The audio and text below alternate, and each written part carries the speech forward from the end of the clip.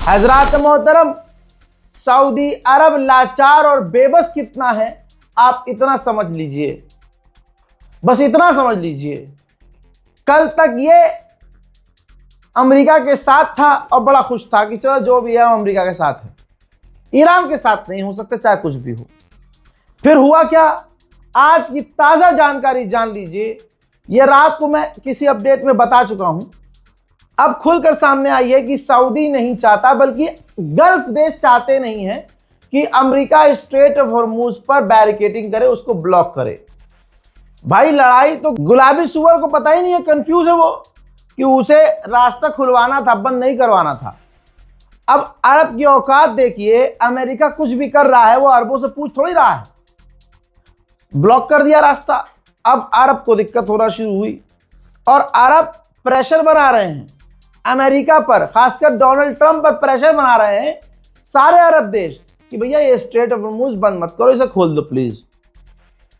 यानी कल जो ये तमाम अरब देश ईरान से कह रहे थे वही सेम बात अब इससे कह रहे हैं, भाई स्ट्रेट ऑफ हॉर्मूज खोल दो। उधर चाइना के साथ सीन करने की कोशिश की गई थी कि भाई हमने स्ट्रेट ऑफ हॉर्मूज बताया था ना आपको, स्ट्रेट ऑफ हॉर्मूज हम बंद कर देंगे, अमेरिका बंद कर देगा तो चाइना के जहाज नहीं निकलेंगे, तो चाइना ईरान पर प्रेशर डालेगा, ईरान पर कि भैया हमारे जहाज़ों को निकलने दो,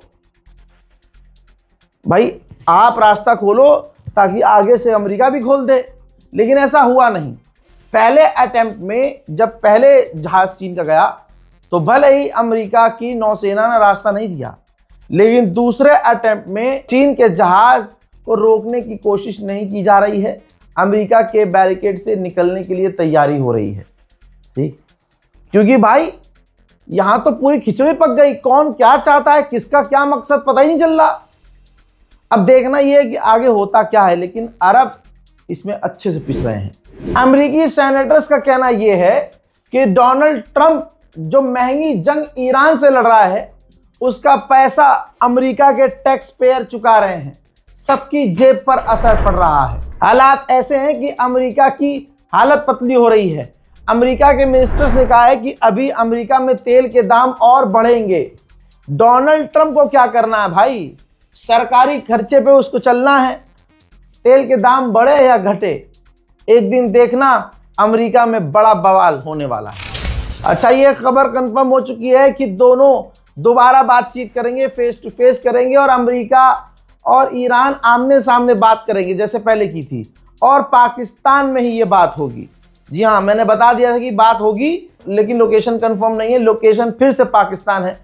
पाकिस्तान ही दोनों के बीच एक बार फिर से आमने सामने बात करवाने की कोशिश करेगा। हजरात, पाकिस्तान से क्या उम्मीद करेंगे, याद रखिएगा पाकिस्तान भले ही दुनिया को दिखाएगा अपने एक्शन से ओहो ईरान हमारा अपना है, लेकिन असल में ये पाकिस्तानी ऑफिशियल, आवाम की बात नहीं कर रहा हूँ, ये पाकिस्तान की जो ऑफिशियल है ना, फौज है, अफसर हैं, ये जितने लीडर्स हैं, ये सब के सब अमेरिका के गुलाम हैं, अमेरिका का पिछवाड़ा जबान से चाटते हैं। ये जैसे एक एक्स पाकिस्तानी ऑफिशियल है, जनरल मोहम्मद सईद नाम का एक कुत्ता है पाकिस्तान का जानवर पालतू, कह रहा है ईरान इतना मजबूत नहीं है, ईरान इतना मजबूत नहीं है कि लंबे समय तक वो अमेरिका और इजराइल से लड़ सके। आप समझ रहे हो, जहां सारी दुनिया ने ईरान का लोहा माना है, वहां पर पाकिस्तान का एक पालतू आके कहता है कि ईरान नहीं लड़ सकता लंबे समय तक। दुनिया के हिसाब से, सुन मेरी जान, सुन पालतू कुत्ते सुन, दुनिया के हिसाब से, तेरे हिसाब से तो ईरान 7 दिन भी अमेरिका और इजराइल से नहीं लड़ सकता था, लेकिन हो गया ना 40 दिन से ऊपर। और उधर मामला गंभीर हो गया है। टेलीग्राफ ने अखबार में लिख दिया भाई, और यह अखबार ब्रिटेन का सबसे बड़ा अखबार है, जिसमें उसने वो ट्रंप वाली जो गलती, जो ट्रंप ने पोस्ट किया था, जिस पोस्ट को उसने डिलीट कर दिया था, जिसके अंदर वो अपने आप को जीजस बता रहा था, हजरात मोहतरम अखबार में छाप दिया गया है ब्रिटेन में कि ट्रंप अपने आप को जीजस की तरह से प्रेजेंट कर रहा है। स्टंट, उसका ये नया स्टंट है। हालांकि इसमें बता दिया गया है कि बाद में उसने पोस्ट डिलीट कर दिया था, लेकिन किरकिरी बहुत ज़बरदस्त तरीके से ट्रंप की पूरी दुनिया में हो गई है। आपको तो पता ही है कि ये क्यों हुआ सब कुछ। भाई पॉप के खिलाफ बयान दिया गया। पॉप ने अपने धर्म के हिसाब से, क्योंकि भाई धर्म के हिसाब से बयान क्यों देना था भाई, सबसे पहले अमेरिका ने, इसी डोनाल्ड ट्रंप ने ऐलान किया कि ये जो ईरान के खिलाफ जंग है ये ईश्वर की जंग है, गॉड ने मुझे भेजा है आपकी मदद के लिए, और जो भी जंग को लड़ेगा वो प्रभु के लिए लड़ेगा, गॉड के लिए लड़ेगा। समझ लो आप। ये बात जब पॉप को पता चली तो भाई जब तुम धर्म वाली बात कर रहे हो तो सबसे बड़ा उस मजहब का जो धर्मगुरु है वो तो बोलेगा, इंटरफेयर करेगा। उसने मना कर दिया कि नहीं ये धार्मिक जंग है ही नहीं। धार्मिक जंग, उसने ये नहीं कहा ट्रम्प गलत है, ट्रम्प आतंकवादी है, ट्रम्प वॉर क्रिमिनल है, नहीं। उसने, उस पॉप ने सिर्फ इतनी बात कही कि ये जो बात कही जा रही है कि ज़्यादा से ज़्यादा सेना में शामिल हो, और डोनाल्ड ट्रंप ऊपर वाले का वो है, अवतार है, ईश्वर का अवतार है, और ट्रंप को भगवान ने यानी हमारे ईश्वर ने भेजा है हमारी मदद के लिए, लिहाजा ये जो जंग है ये धर्म की जंग है और ये आखिरी जंग है। ऐसा कुछ नहीं, ऐसा कुछ नहीं है। बस उन्होंने धर्म की बात को फैक्ट चेक कर दिया। अमेरिका को पसंद नहीं आया, अमेरिका ने बुलाया उन्हें, खरी खोटी सुनाई, उन्हें नहीं बुलाया, उनके वेटिकन शहर के एम्बेसडर को बुलाकर खरी खोटी सुनाई, और यहां तक कह दिया कि चर्च को अमेरिका की फौज अपने पैरों में झुका सकती है।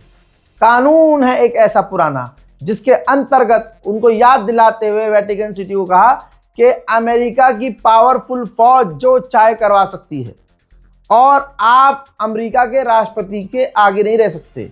अमेरिका जो कहेगा आपको वो मानना होगा। ये चीज और बुरी हो गई, लोगों के अंदर और गुस्सा कि अच्छा धर्मगुरु को धमका रहा है ये। फिर इसके बाद मामला आ जाता है इसके ऊपर, ट्रंप के ऊपर। ट्रंप आया था फुल भरम में, उसने अपने आप को भगवान घोषित कर दिया, वो ट्वीट कर दिया फोटो कि मैं जीसस हूं। इसके बाद आलोचना हुई, नेता अभिनेता खिलाफ हुए, अगले ने ट्वीट डिलीट कर दिया। डिलीट करने का मतलब ये नहीं कि मामला गरमाया नहीं है भाई। ये है मेलोनी, पहचानते होंगे आप। मेलोनी ने कहा है कि डोनाल्ड ट्रंप ने खुद को गॉड दिखाया और बताया। ये कबूल नहीं किया जाएगा किसी भी हालत में। जो हमारे धर्मगुरु हैं, जो हमारे पॉप हैं, उनकी शान में गुस्ताखी बर्दाश्त नहीं की जाएगी। डोनाल्ड ट्रंप पूरी तरह से बौखलाया हुआ है, कोई भी देश उसके साथ खड़ा नहीं हो रहा है। अब ये मेलोनी पर भड़का है, सब पे भड़क ही रहा है ये गुलाबी सुअर। मेलोनी पर इसने कहा कि मुझे लगा कि मेलोनी बहुत ताकतवर मजबूत होगी, वो अपना एयर स्पेस ईरान के खिलाफ इस्तेमाल होने देगी, लेकिन उसने मना कर दिया और साबित कर दिया वो कमज़ोर है, डरपोक है, और उसे कोई फर्क नहीं पड़ता कि ईरान परमाणु हासिल करे। हजरात आप ये देखिए ना, ईरान परमाणु हासिल कर रहा है, ना उसने हासिल किया हुआ था। अगर हासिल किया हुआ था तो अब तक वो पेल देता, वो रुकता नहीं, इतनी नहीं बर्दाश्त करता। और उसका अभी भी ऐसा कोई प्लान नहीं है, खामनाई की शहादत के बावजूद, कि भाई वो परमाणु बम बनाएगा। लेकिन ये आज भी डोनाल्ड ट्रंप और नेतन्याहू दुनिया को डरा रहे हैं कि वो परमाणु बनाएगा, हमें ये करने दो, हमें उनका नरसंहार करने दो वरना वो परमाणु बनाएगा, हमें इनके स्कूलों को उड़ाने दो वरना ये परमाणु बनाएंगे, हमें इनके स्कूल कॉलेज यूनिवर्सिटीज, इनके जो संस्थानें हैं शिक्षा को उड़ाने दो वरना कोई साइंटिस्ट बन जाएगा, कोई इंजीनियर बन जाएगा। फिर इंजीनियर बनने के बाद, साइंटिस्ट बनने के बाद वो बड़े होंगे और बड़े होकर रिसर्च करेंगे, और रिसर्च करने के बाद वो परमाणु बनाएंगे, परमाणु बनाने के बाद हम बता देंगे अगले 100 साल के अंदर ये हमारे लिए खतरा पैदा कर सकते हैं, नहीं नहीं हमें भी मारने दो। यही है सच्चाई, यही है सच्चाई। इस तरह से बेवकूफ़ बनाया जा रहा है, डराया जा रहा है कि ईरान हमारे लिए खतरा है, जबकि ईरान कभी भी अमेरिका के लिए खतरा नहीं था, अमेरिकी इंटेलिजेंस ने कहा है। और क्या क्या आपको बताऊं मैं। उधर ईरान के वाइस प्रेसिडेंट ने बड़ी जानकारी शेयर की। उन्होंने कहा कि पता चला है कि नेतन्याहू ने खुद बोला है कि जब ईरान से मीटिंग करके अमेरिका का वाइस प्रेसिडेंट लौट रहा था अमेरिका, तो उसने मुझे ब्रीफिंग दी और बताया कि क्या क्या हुआ मीटिंग में। तो आप ये सोचिए, अब ये ईरान कह रहा है, तो आप ये सोचिए कि एक ऐसा देश जो काफ़ी पावरफुल मानता है अपने आप को, वो आज के दौर में सिर्फ दूसरे रिजीम के लिए यानी इजराइल के लिए ब्रीफिंग देता है हर दिन। क्योंकि नेतन्याहू ने कहा है, जेडी वेंस ने मुझे ब्रीफ किया ब्रीफिंग दी जैसे वो हर रोज करते हैं। यानी क्लियर हुआ कि अमेरिका की गवर्नमेंट जो सबके आगे दादा बनती हैं, ये इजराइल के आगे भीगी बिल्ली है। और रोज अमेरिका का वाइस प्रेसिडेंट ब्रीफ देता है कि आज हमने ये किया, नेतन्याहू को, कि आज हमने ये किया, आज हमने ऐसा किया, उस मीटिंग में ऐसा हुआ। तो ईरान के वाइस प्रेसिडेंट ने वो पूरी कन्वर्सेशन शेयर की है और बात लिखी है, कहा कि ये ह्यूमिलिएशन हमारे लिए नहीं है, अमेरिका के लोगों के लिए ये ह्यूमिलिएशन है कि उनका देश का वाइस प्रेसिडेंट किसी दूसरे देश की रिजीम को रोज रिपोर्ट करता है, रोज जानकारी देता है। हमारा वरना कोई मतलब इनके मामलों से नहीं है, रिपोर्ट करते रहें, कुछ भी करें। और जंग की अमेरिका इजराइल क्या धमकी देंगे? जंग की धमकी तो ईरान दे रहा है। ईरान ने ऑफिशियली कहा है कि अगर हमारा राइट नहीं माना गया स्ट्रेट ऑफ हॉर्मुज में और हमारे हक को दबाने की कोशिश की गई, ज़बरदस्ती और कुछ भी हरकत की गई, तो फिर याद रखना दोबारा जंग होगी। हजरात, स्पेन का जिगरा देखने लायक है।